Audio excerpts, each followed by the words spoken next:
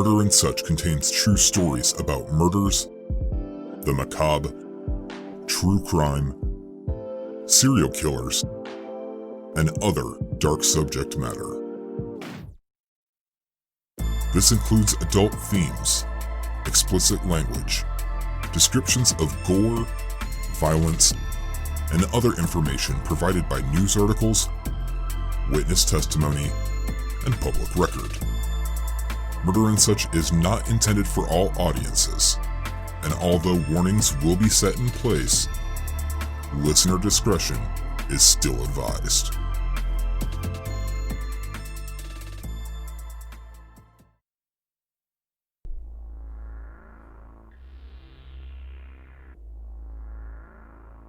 Hello, and welcome back to another episode of Murder and Such.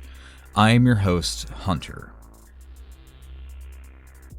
Now for housekeeping for this episode, I only have one Patreon shout out, so I want to thank my incredible, extremely kind listener by the name of Jason for jumping on the Patreon page.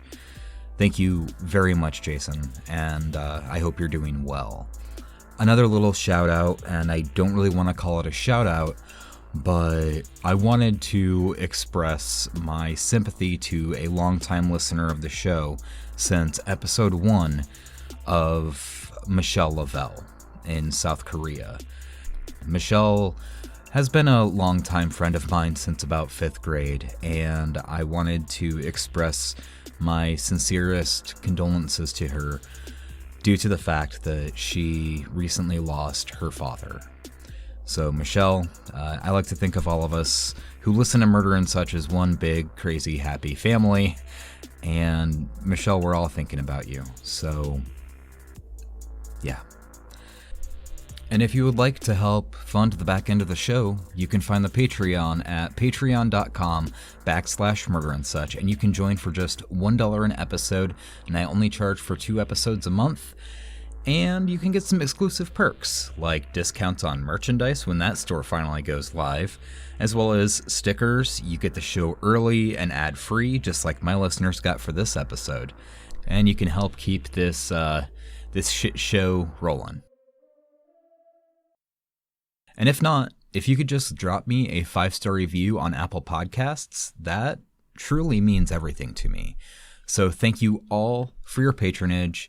Thank you for your 5-star reviews, and I want to thank you for being with me for this episode. Now let's jump into it. Deception. The act of causing someone to accept as true or valid what is false or invalid. Obviously, this episode is going to revolve around murder. As I've covered in, say, my Tim Lambesis episode, people are capable of being reformed and possibly forgiven, but by whom and to what extent is not exactly cut and dry. What if someone is completely upfront with you about their past and things that they may or may not have done to another person, place, or thing?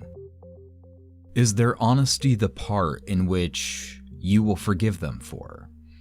What if there was still some dark secrets hiding beneath the surface in which they may be insecure about or try to deceive you with? In this case, I'm actually going to be digging into a serial killer.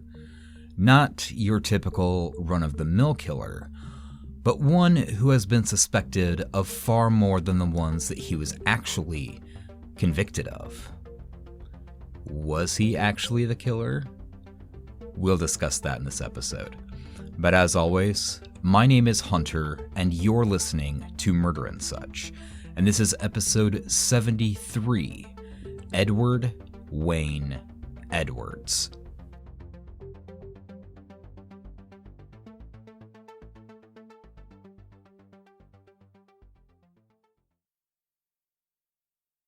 A special shout out for this episode is going to go out to my longtime friend, Danny Shea, back in Iowa, for recommending this case to me. So, thank you, Danny. Various excerpts from this episode will be read from a book called Metamorphosis of a Criminal, published by Hart Publishing Company in 1972.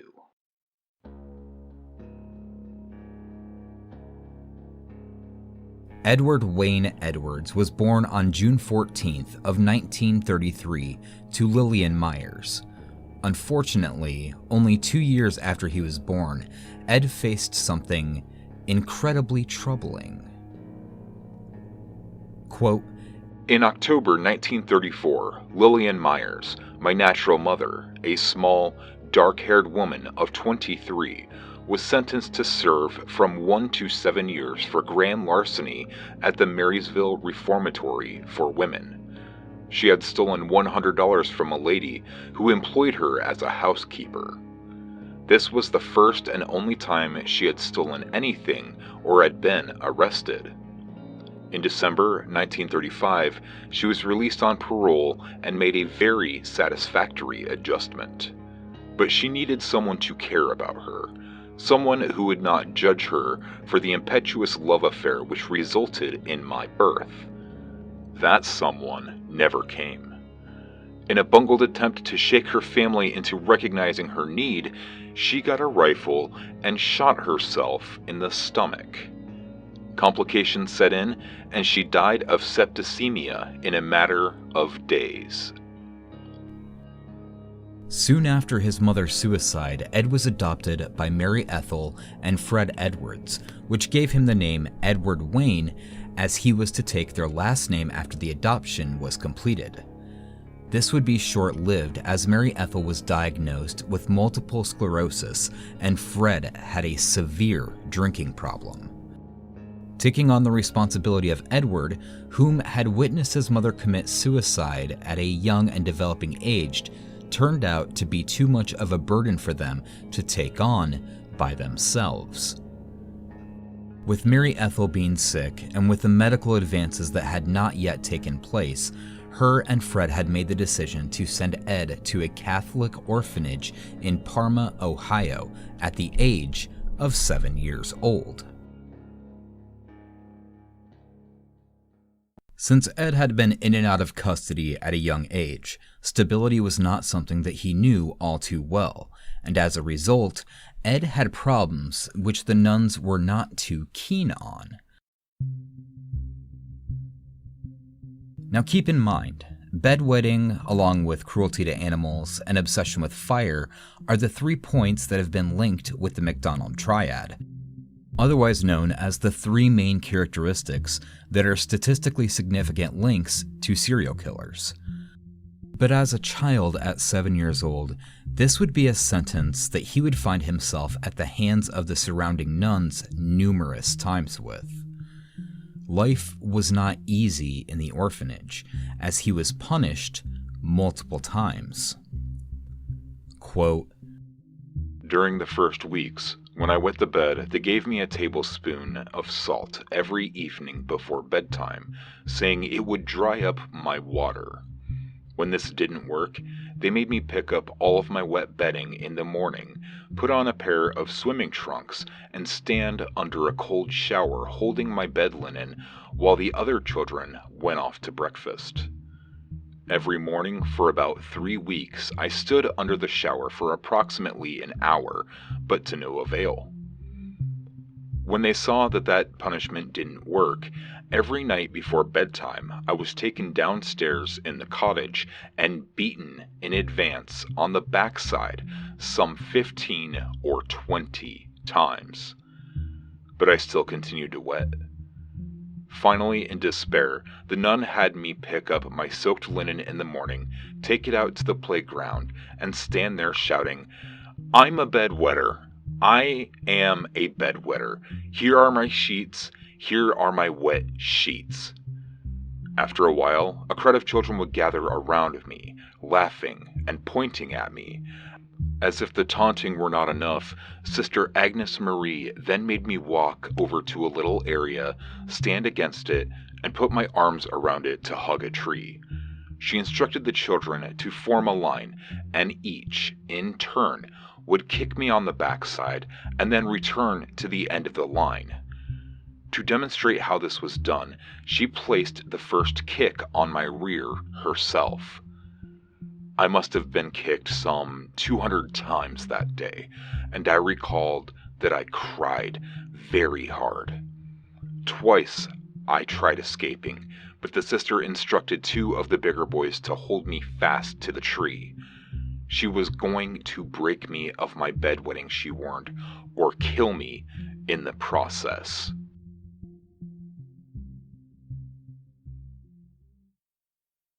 Now, abuse as a child can have a very adverse effect on a child still trying to develop feelings, emotions, and humanity. This was something that in today's day and age, people would be honestly arrested for. But this is also the Catholic Church we're talking about back in the 1940s. It was a different time, although there still is no excuse for it. If it hadn't happened at the hands of the other children in the orphanage, it was at the hands of Sister Agnes Marie herself.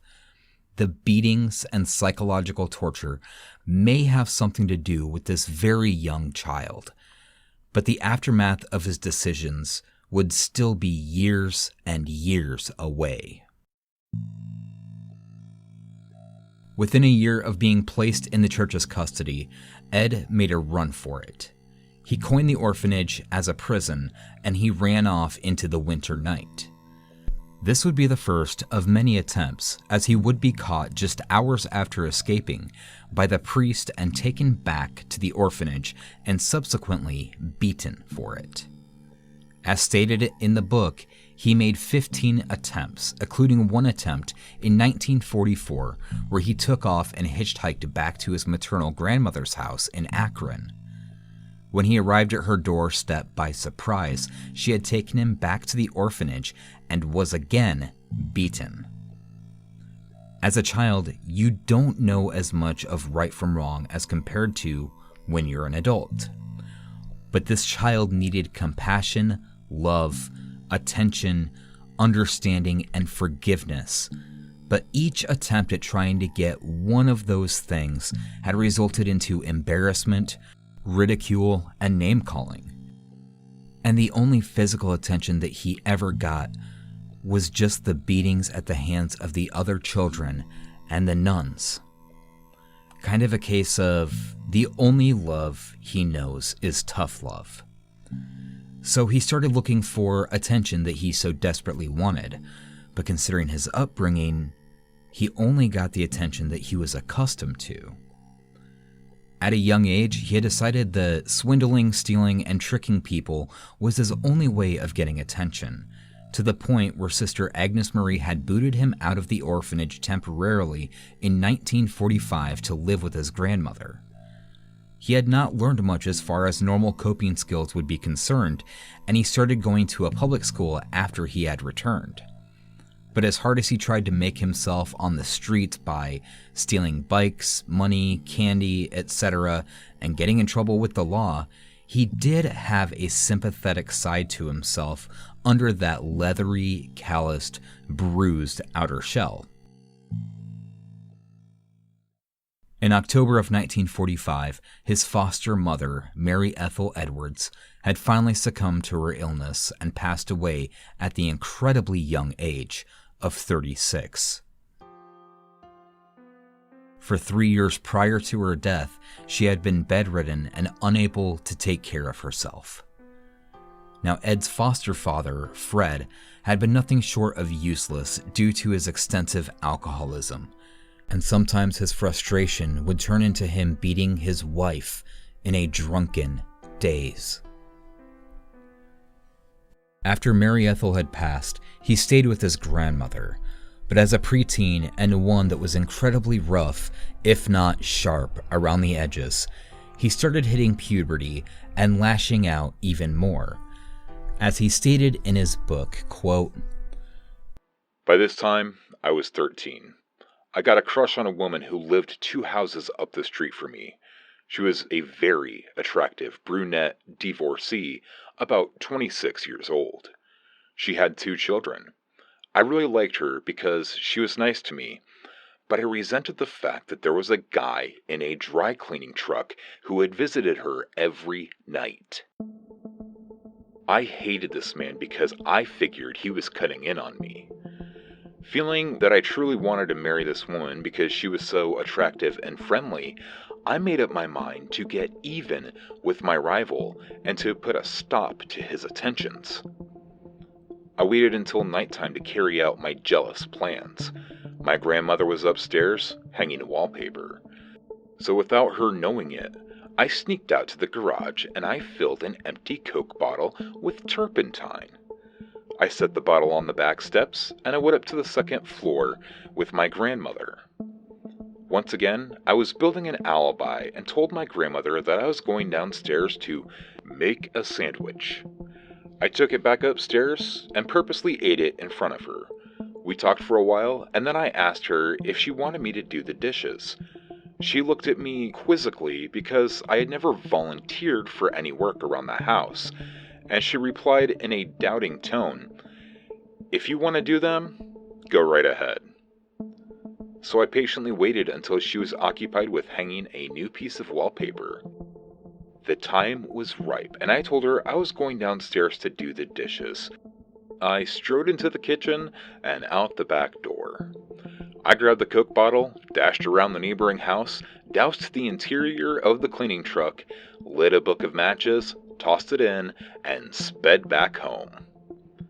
In a minute or two, the truck was engulfed in a brilliant ball of flames. Then I scurried upstairs to talk some more with my unsuspecting grandmother. When the fire trucks arrived, I pretended ignorance. In 1946, his grandmother became the legal guardian of Edward, but shortly thereafter she sent him off to a reform school in Pennsylvania. Reluctantly, he went, but he was a hellion in the orphanage, and he was just the same while he was in the reformatory. Fights happened, stealing happened, everything you could imagine happened with him. He had found himself a girlfriend at one point named Georgina, and he had ran away with her off to Cleveland, but eventually had returned back to Akron and joined the Marines. Maybe this would be a turning point in his life, because although he had girls throughout his time in the reformatory, he didn't really know much actual love and compassion. Maybe the Marines would be a way for him to channel his aggression, pain, lack of compassion, and he would fall in line with his fellow soldiers and Marines and finally start to move a little past his childhood traumas and channel his pain. Also, when I say that, don't get me wrong, no child should have to be subjected to that, ever. In the developing years of a child's life, love and understanding as well as discipline are the cornerstones to bringing up a child. I may not be a parent, but I'm a firm believer in a perfect blend between being your child's best friend, but also an authoritative figure in their life. But this does not take away from the fact that Ed did not yet have that balance at all. Granted, yes, this book is written by him, which goes back to my original statement about deception. But even in his own admissions, the level of pain, anguish, mental and physical torture he endured cannot be overlooked. But don't forget, he also checked off another one of the two traits to the McDial triad, which is arson. When he enlisted, he was 17, while attending boot camp at Parris Island, South Carolina. While he was in boot camp, the Korean War had broken out between North and South Korea, which included the Battle of Bloody Ridge. This battle had claimed the lives of 2 to 3 million civilians in its 3-year span. With South Korea being an ally to the United States, Ed was hoping that he would be one of the 326,863 troops sent overseas to fight with our allies. But when he was stationed at Camp Lejeune in North Carolina, Congress had passed a bill that didn't allow 17-year-olds to fight overseas. Ed fought with his superiors for a chance to fight overseas to somehow gain some dignity, but that was all for naught. With him going somewhat stir-crazy and not yet making himself known as a soldier, he started sneaking out and heading 45 miles southwest to the town of Wilmington, North Carolina. He would do this on numerous occasions. But what was he looking for? In all honesty, women. And women, he found. But as much as he tried filling this hole in himself that had purpose or meaning, he started drifting further and further away from being a respectable soldier, as in his mind, he wasn't a soldier unless he was overseas fighting. That's when Ed made the decision to finally go AWOL, or absent without leave, and head down to everyone's favorite, completely stable and not sketchy state whatsoever of Florida. But real quick, I'm going to take a small break, and I'll be right back after, we pay some of these bills.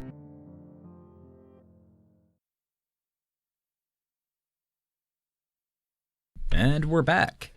So now Ed is in Florida, and from there he went back to his ways of crime, and this one finally got him into the deepest shit that he had seen yet. Here is how he described it. Quote,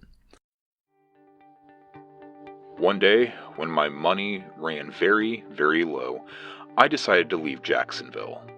2 doors from where I lived, there was a car rental agency.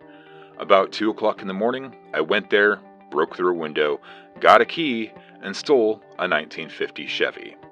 Before I drove off, I thought it would be smart to change the license plates with those of a Ford on the same lot.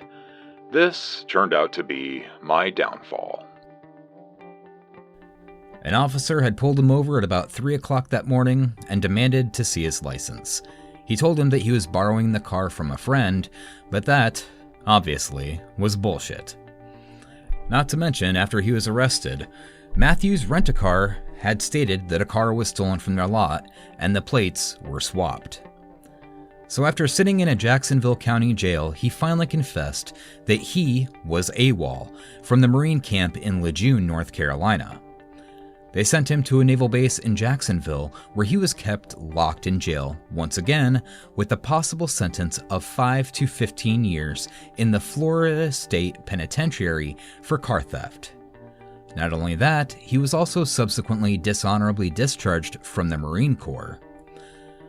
Luckily for Ed, the judge had seen his dishonorable discharge as punishment enough for the breaking and entering and the car theft, and handed him down a 5-year suspended sentence. After that, he spent more time in Florida working odd jobs, swindling where he could, and you guessed it, he got himself more and more cars. One of which was one that finally got his ass behind real bars with a sentence. He would drive around in his stolen vehicle wearing a Marine corporal uniform that he bought at a military surplus store. He also stole what money he could for gas, and he went around the country from Akron to Phoenix to Memphis to anywhere that his heart desired, leaving victims of theft, burglary, and passion in his wake. Ed had a massive lust for women, which was kind of a sign of the times. But the FBI was investigating him for these cross-state robberies, and he finally got pulled over in Pennsylvania while in his shitty uniform. When he was questioned by the FBI, they had their story straight as they told him, quote, "We know you left Akron with a girl named Nancy, went to Phoenix, Arizona, stole a car, drove to Memphis, Tennessee, and stole another car in Memphis. You wrecked that one south of Columbia, South Carolina, and stole a third. That's the car you have now. You left the girl in Wilmington, and we've already talked to her." End quote. So after a month of jail in Philly, he was given a 2-year sentence for the theft and was extradited to Chillicothe, Ohio, to the federal reformatory. He would be eligible for parole after just 8 months of his sentence being served. As you can imagine, he was still working on ways of robbing his fellow inmates and was given solitary confinement on numerous occasions. However, he was able to finish out his short sentence, and he was released in October of 1953, finishing out a 19-month sentence after everything was said and done. Here's a little fun fact for you. He was incarcerated at the same prison at the same time as Charles Manson after Manson was convicted of raping a boy at knife point and transferred from Petersburg, Virginia to Chillicothe, Ohio after, quote, 8 seriously disciplinary offenses, including homosexual acts. So Ed had returned to Akron, in which he found out that his aunt had been in a car accident. Again, more tragedy to this man. But he got himself working at a Woolworth's. And another fun fact, I found out about Woolworths from a YouTube channel called Company Man. Woolworths was one of the original 5 and dime stores, which, if you don't know, it sold items for 5 cents and 10 cents. Back in the day, it was much like Target or Walmart is today, but they pioneered the modern retail stores. They ceased operations in 1977, but back in the 1950s, holy shit, was this company big. So Ed worked his way up the chain and became a manager, in which he still did some swindling on the side, sometimes fudging the numbers to get himself some more cash. But the thing about Woolworths is that they employed a lot of women. He found himself in charge of over 20 women, and much like he would swindle cash from the store, he'd swindle sex and money out of the women as well. Now this was a point of pride for him. He thought he was king shit of Fuck Mountain because these women were either married, so, they would keep his secret, or single, in which he didn't want to stay with and he could fire them at any time. Again, deception and manipulation of the highest degrees. But he not only prowled for the employees of his, he also pursued the general public. As he stated in his book, quote, I dated plenty of women who weren't store employees too. I often took them to the store long after closing hours and told them that I had the privilege that went along with my position and they could pick out any clothes they like, and I would graciously let them keep the clothes on the condition that they modeled them for me. Quite frequently, they'd model panties, slips, brasiers, bathing suits, and other apparel. After the performance, we'd adjourn to the stockroom to make love. I was quite the man. My women really thought I was hot stuff. Okay, first of all, fucking gross. But after spreading his seed like a 12-year-old with a brand new box of Kleenexes, he hopped on a Greyhound bus and headed off to Denver, Colorado in late 1953, although allegedly. Keep that in mind, the allegedly part. But he used his fake Marines claim and got himself another job. He found himself a woman by the name of Barbara. He had coerced her to bring her and her 8-month-old daughter to Dallas, Texas, again, allegedly, sometime in 1954. As he stated, he found himself a job as a dance instructor. Now, I'm going to back up about 3 years. All of the information at this point was everything that he admitted to in his book, Metamorphosis of a Criminal. But one thing about writing a book is that evidence can be used against you. Much like people are in prison today writing their memoirs of what happened in their life, or even with people like Michael Cohen writing a book about working with President Donald Trump, he wanted to show that he was a reformed criminal, but didn't admit to everything. Well, practically anything, really, aside from the theft, beatings, and the like. There are annotations that he did admit to, like armed robbery, but none of which lined up correctly with the places and times that he admitted in his book. Now let's take a dive a little bit deeper into this and find out what kind of a man Ed Edwards really was. So we're going to head back to the great state of Florida, March 25th of 1951. Easter morning, a 47-year-old man by the name of Romeo Baudry is shot to death around 2:00 a.m. at the Standard Oil Station in Fort Walton, Florida, roughly 60 miles from Pensacola. Shot no more than 5 feet away while he sat in an office chair at a gas station. Romeo Baudry was a married father of 2.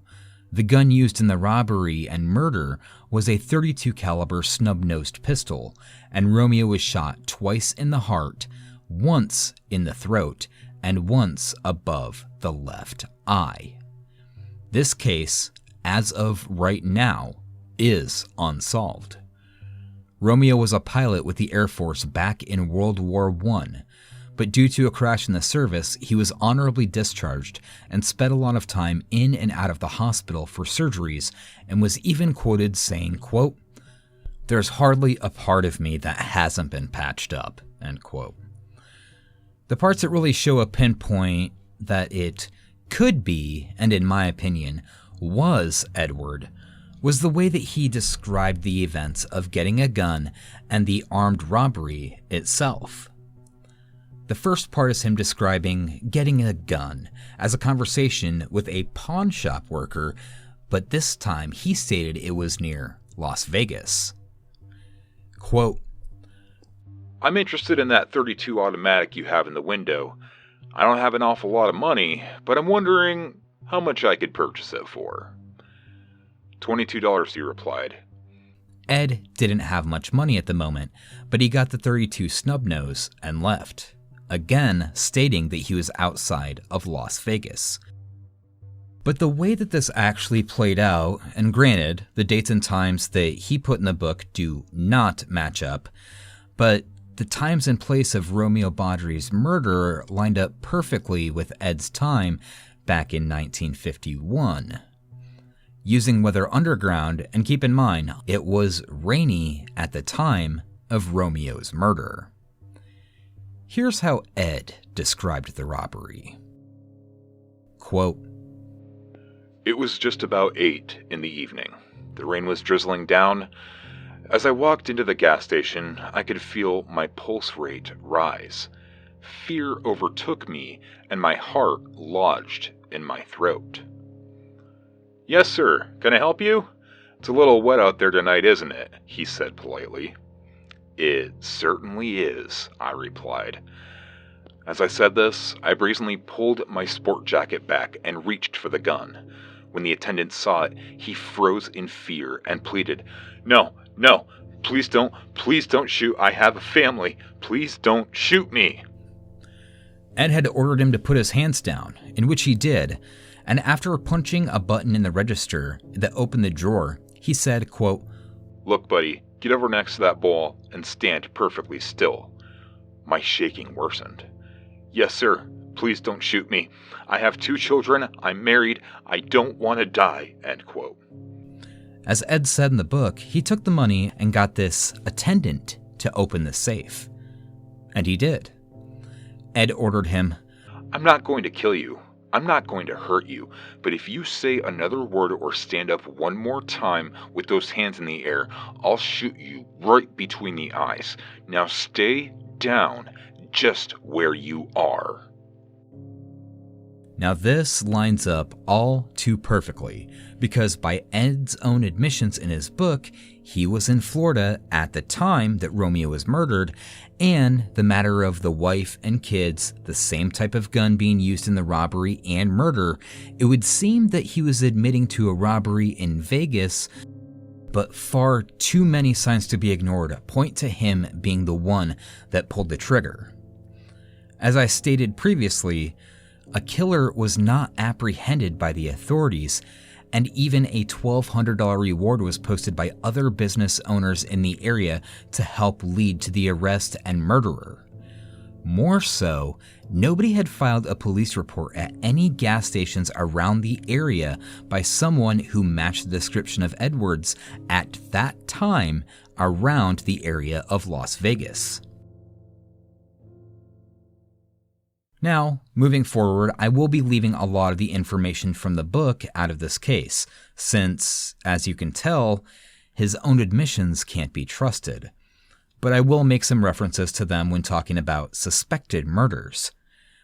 Just remember that when I'm moving forward and talking about the act of deception or misleading someone. Ed is a very cocky man when he comes to writing his book.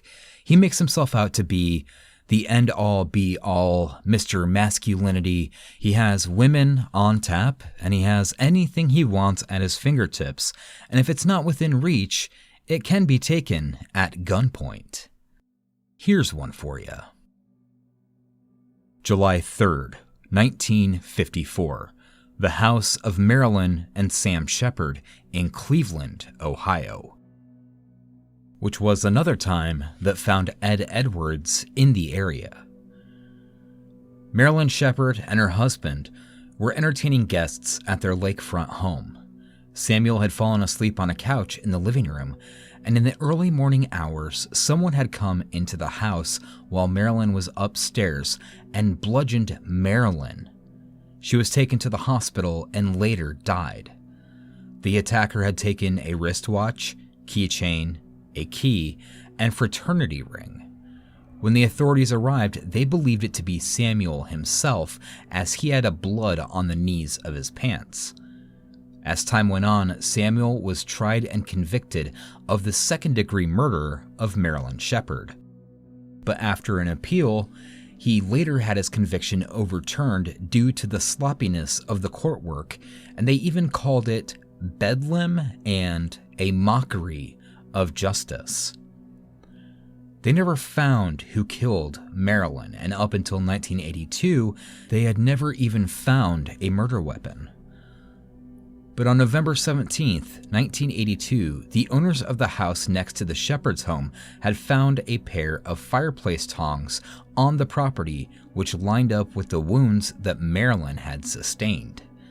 A statement from a theorist had noted that, quote, "None of the blows were fatal. None of them were struck with great force," which suggests the killer was either a female or a young boy. Ed Edwards would be 21 at the time of this murder. One thing of note, again, from the book, is Barbara. I personally don't think that Barbara ever existed, because I think that Barbara was actually Marilyn. In his book, he states that he had an argument that he had with Barbara, which read, quote, "While I was scheming, I felt bad about Barbara, for she was one of the few girls that I ever really felt close to. But I had to get rid of her because she never would have stood for my plan to swindle Peggy. One night, I awakened from a sound sleep to find her missing. Barbara? Where are you, Barbara? Are you in the bathroom?" No answer. I waited anxiously with the lights out until about 3:30 in the morning when a taxi drove up. But Ed later goes on to tell a story about how Barbara had taken a cab to get a ring back that she had gotten a loan from a man with, and he stated that she had to pay him in sex to get it back. For him to be so angry about something, especially promiscuity, that he had done so many times before, but he also stated, quote, "I'll tell you something right now, Barbara. In the morning, when you get up, you can pack your things and the child's, call up your mother, and tell her that you're on your way back to Denver." I was telling her loudly and roughing her up, but I didn't want to hurt her. We had been close, and I had enjoyed her baby. I was mad, but I was in control.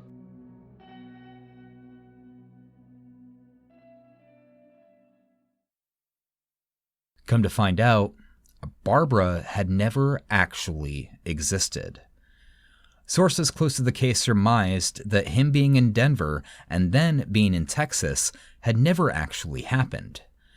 There's a few common traits when it comes to killers. One thing is that they like to toy with the police. Dear God, do they like to do that. But another thing that they love is to get other people close to either admire or be close to them without giving away their darkest secrets. So much that they'd want someone close to them as a possible victim. The third thing is that they do not want to get caught. Now let's add these things up when it comes to Ed. Ed acted as if he was a law-abiding citizen, gaining trust from the police by wearing military garb. He was also acting as if he was a model citizen when he was incarcerated in Chillicothe.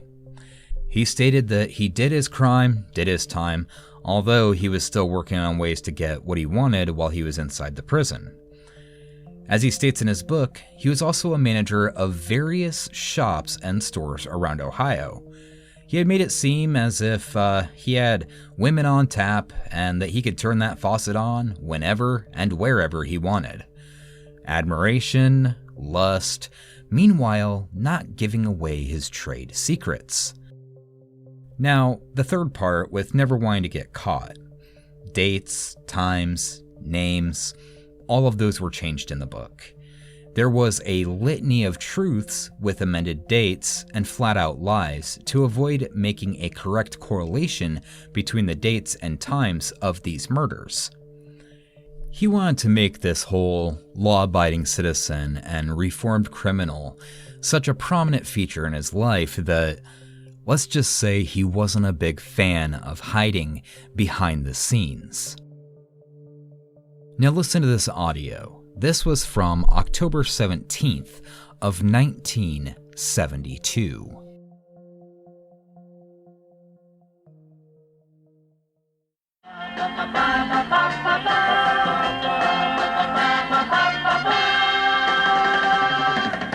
Number one, what is your name, please? My name is Ed Edwards.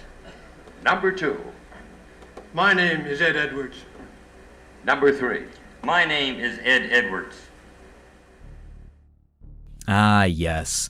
Why not get onto a TV show?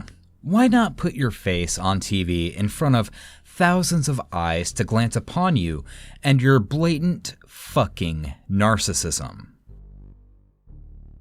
To Tell the Truth was a game show that ran from 1956 off and on through 2002, then was rebooted in 2016.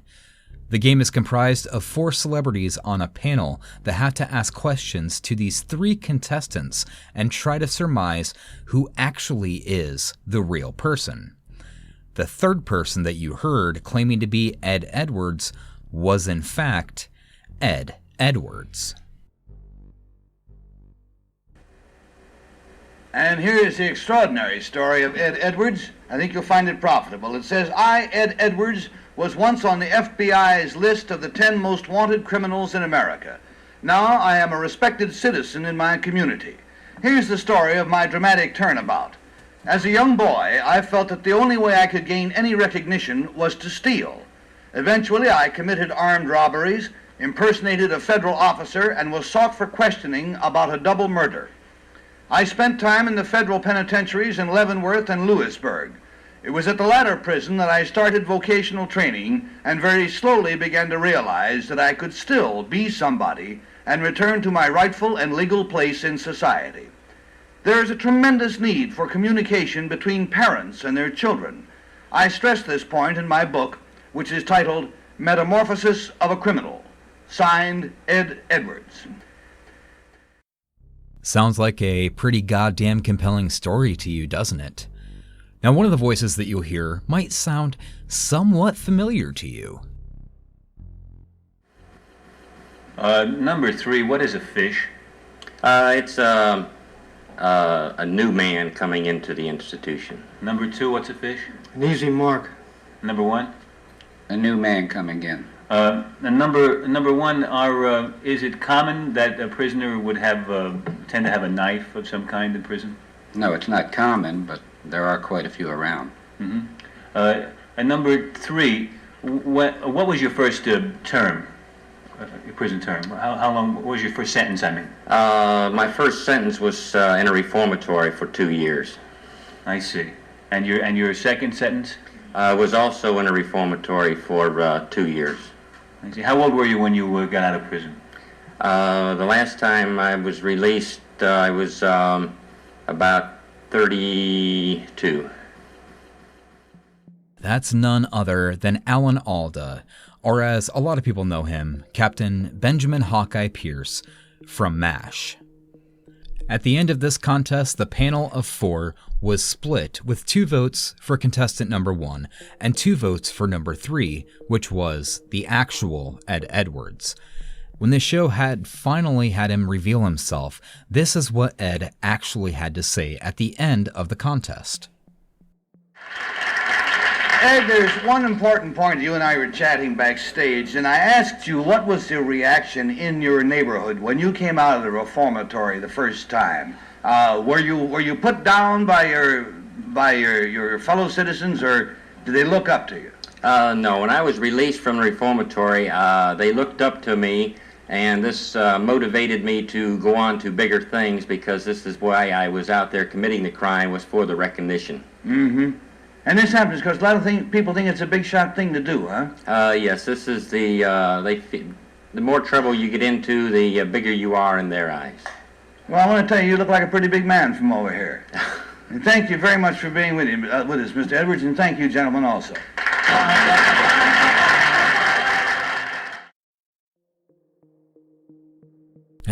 You just can't overlook the blatant goddamn narcissism of this man.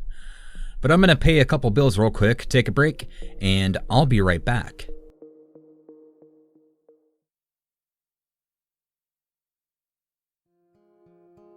And welcome back. So let's get back to this supposed questioning of a double murder that he spoke of. November 26th, 1960, Portland, Oregon. A 19-year-old man by the name of Larry Ralph Payton had been shot dead in his car, and his girlfriend, Beverly Ann Allen, was abducted from the scene. Larry had been stabbed a total of 23 times in his vehicle, which was found the next day along Lover's Lane inside of Forest Park on Northwest Portland. Various items were taken from him, including a watch, wallet, and a class ring from his finger. This prompted the authorities to start looking for Beverly Allen. One lead that they had was a message that was written on a bathroom wall in Eugene, Oregon, in lipstick, similar to the shade that Beverly Allen wrote at the time of her disappearance, that read, "I am being held in a brown Ford. Help me." Beverly Allen would not be found until months later on January 9th of 1961, when her body was reported in a ravine along Sunset Highway, nearly a half-hour's drive from Portland. She was only wearing gray stockings when she was found. They had also found one of her shoes, a blouse, and a sweater were found only feet from her body, but her hands were bound with green nylon cord. An autopsy confirmed that she had been strangled to death rather than stabbed, that she had been sexually assaulted, and her time of death would have been between the early morning hours of 3 and 7 a.m. on November 27th of 1960. Now, 3 men were indicted for their murders: Edward Jorgensen, Carl Jorgensen, and Robert Brahm. Carl had been acquitted of all the charges, but Edward Jorgensen and Robert Brahm were convicted. Both men had appealed their decision, but it was eventually upheld. Now here's the thing that really stands out to me. Jorgensen was paroled only 3 years into his life sentence, where Robert Brahm was paroled only 7 years into his life sentence as well. I don't know about you, but when you get a life sentence for Larry's murder, plus an additional count of 25 years for Beverly's murder, you do not get paroled after 3 or 7 years. It turned out that in the theory that was written by journalist Phil Stanford in 2010, that he felt that they were let go early due to law enforcement not believing that they were guilty. The crime scene was honestly a literal fucking mess. They had lost the vaginal swabs they took from Beverly Allen. They had let the media come in and take photographs while it was still an active crime scene, and they left cigarette butts at the scene as well as various footprints. So, why am I talking about this one? In 1956, Ed was caught in Montana after a series of armed robberies. He was taken to the state prison in Deer Lodge to start a 10-year sentence. In 1959, a prison riot had broken out in which multiple casualties were counted for. The riot lasted for days, and when it was finally said and done, it turned out that Ed had actually helped several officers during the riot, which knocked down his sentence, and they had decided to move Ed to a prison in Portland instead. But this was short-lived, as when he got to Portland, he had decided to escape from prison, and this is what brings up the FBI Most Wanted list. This was posted November 11th of 1961. Edward Wayne Edwards, 28, described by the FBI as an escape artist with an incredible criminal career and ego to match, was placed on the FBI Most Wanted Fugitives list today. Edwards is now being sought for his cunning escape from the Portland, Oregon City Jail. He got away when a mysterious caller telephoned the jail, fictitiously identified himself as a probation officer, and authorized Edwards' release. Edwards has stolen a car and been arrested all over the country, from Daytona Beach, Florida, to Arizona, Tennessee, South Carolina, Ohio, Nevada, and Montana. One quote from his book makes me really question if he really had anything to do with it. Quote, One evening in November 1960, in Lover's Lane on the west side of town, a boy was shot to death, and his girl companion was abducted. The crime scene was given extensive publicity. Many sightseers visited the scene of the crime. Since I had an appointment for a demonstration the following day in that part of town, I asked Johnny if he wanted to check out the area with me. Like everyone else, I too was curious. We were standing around, watching the police clean up the area, when one of the detectives began taking down names and addresses of all of the spectators and the types of cars that they owned. Then the detectives advised us to go home. I later decided I better call my probation officer and tell him of this incident, knowing that the police would be sure to check out all the names and addresses they collected. As you can tell from his own admissions in his book, he was a very sexually predatory man. He had no qualms about having sex with women who were involved with another man. He thinks with his dick more than anything, and usually it had some deadly consequences. But the fact that he was questioned for a double murder and even admits to being there at the time of the murder is really telling. However, he is never brought to justice for the murders of Larry Payton and Beverly Allen, but he does seem to fit the narrative. Now, that's just my opinion, but I'll let you decide for yourself.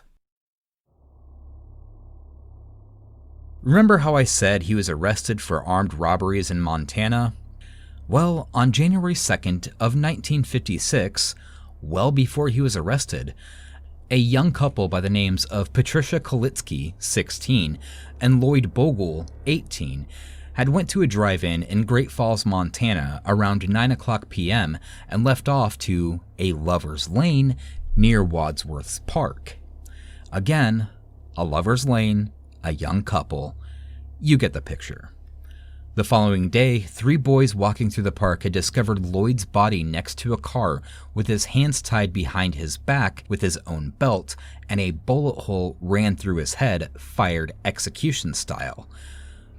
The following day, Patricia was found northwest of Great Falls and was also shot in the head. Few pieces of evidence were found amongst the search, but later in 1989, the bullet was recovered from a cottonwood tree around the same spot where Lloyd's body had been found. There was a chance that it could lead the investigators to find a matching pistol, but unfortunately, those investigations had run their course. One suspect was questioned, but investigators had later released them from police custody. Ed Edwards was in the area at the time of their murders. Now, after the FBI marked him as one of the 10 most wanted men in America, Ed had married a woman by the name of Marlene in Portland on July 9th of 1960. They had shipped off to Atlanta together, and he wouldn't be apprehended until January 20th of 1962. From there, he was held in police custody and questioned formally about the murders of Larry Payton and Beverly Allen. Of course, he denied any involvement for the murders, but they found it suspect when they brought him in and they had searched his person that they found that he had sustained a bullet wound in his upper arm.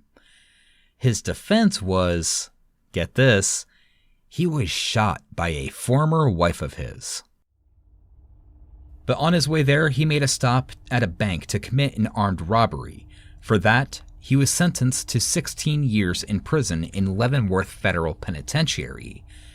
That's a lot of time to yourself to think about what you could do, how you could swindle, and possibly flip a coin and get himself out of trouble. That's when he wrote this book and played along with the authorities for the next 5 years until he was sent up to Lewisburg Federal Penitentiary in Pennsylvania. And thus, he was paroled from federal prison and released in 1970, back on the prowl. But at this time, he was also touring around the entire United States as an author, lecturer, consultant, and an authority of crime. I have no fucking clue what that means. He always had a pamphlet with him, and he gave it to various news outlets, and he had worked as an outspoken, quote, reformed member of society, one that was paroled out of prison for armed bank robbery.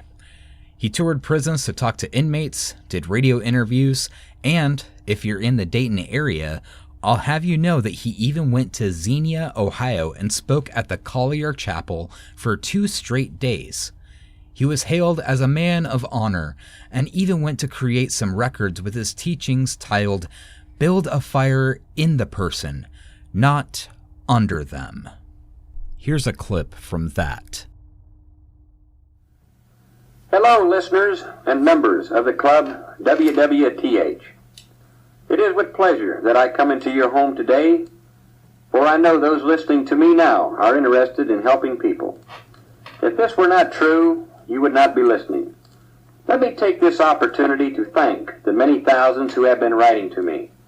I love to receive your letters, so when you have something, or even if you don't have something to say, still feel free to write, because I'll answer every letter. Many people have asked me what I mean when I say, build a fire in a person and not under him. My life has certainly been anything but good. Exciting? Yes. Dangerous? Yes. Honest? No. Rewarding?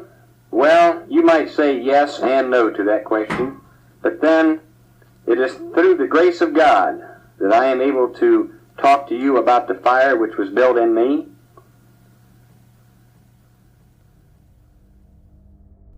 Yeah. But as this man may seem reformed, published his book, did tours around the states, let's just say that it was all just a ploy for him to get what he wanted from the people he wanted, and the worst was yet to come. He lived in various states at various times, and while some were hard to pinpoint exactly where he was, there were far more that were actually conclusive. Okay, here's where I have issues. Just hear me out. There's a lot of theories behind these murders, as retired detective John A. Cameron has made attempts to link Ed to these murders. He's been featured on Coast to Coast AM, rest in peace, Art Bell, where he spoke about theories for nearly 4 hours. I happen to believe that yes, Ed was responsible for more murders than he was actually convicted of. That's without a doubt. And a lot of evidence puts him at the scene of the crime, even by his own admissions, than what Ed would have us believe. Cameron has stated, and again, this is his claims, that Ed Edwards was the mastermind behind some incredibly high-profile cases, including Elizabeth Short, otherwise known as the Black Dahlia, the murder of John Benet Ramsey, the 1968 Robinson family murders near Lake Michigan, the Atlanta child murders, the murder of Jimmy Hoffa, and I believe the most strange coincidence is that he believes that Edward Wayne Edwards is the Zodiac Killer himself. I have issues with that. Yes, there are a lot of coincidences to these murders and Edward, but when I look over a lot of the written documents that were actually written by Ed, then the letters sent by the Zodiac Killer, the Atlanta child murderer, the documents to the killing of Elizabeth Short, JonBenet Ramsey, and the Robinson family murders, I do believe that the vast majority of these are purely coincidental. I might catch some hell for this, but I don't think that he was the mastermind behind all of these cases. Did he kill some kids? Well, yeah, but I wouldn't say that he killed the children in Atlanta. Sure, he had been around the area numerous times, but to say that he had anything to do with those murderers, I honestly wouldn't put my money on it. Ed Edwards was kind of a smart guy, I'm not gonna lie about that, but to be able to change his handwriting skills on a whim like it was second nature, not so much. In some of the letters, the word by, as in I'm going to go stand by the road, were misspelled to the word buy, like I'm going to buy a membership to the Murder and Such Patreon page at patreon.com/murder and such and help support the show. Okay, that was super cheesy, but I couldn't resist. But still, the strokes, the penmanship, the improperly spelled words, and the properly spelled words just don't align in any shape or form. But there is so much more to cover, and we're about an hour into this piece. So as you saw, this is part 1 of my 2-part series of Ed Edwards, and I will have part 2 out in just 1 week's time. And as you all love so much, we are actually going to hear the killer himself. But if you would like to listen to part 2 right now, go ahead and jump on that Patreon and get it early. I want to thank you so much for listening to this episode. If you have the possibilities and you use Apple Podcasts, be sure to leave a 5-star review and say something like, Ed Edwards was not the Zodiac, Ted Cruz was. I kind of like that one. But if you'd like to follow the show, you can follow the show on Instagram, Twitter, and Facebook at Murder and Such. And you can follow me on Instagram, Twitter, the PlayStation Network, Snapchat, and Steam at Huntor27. If you'd like to help the show and donate to it a little bit, you can find that at patreon.com/murder and such. And if you'd like to make a Venmo donation, because apparently people do that, you can send a donation through Venmo at Murder and Such.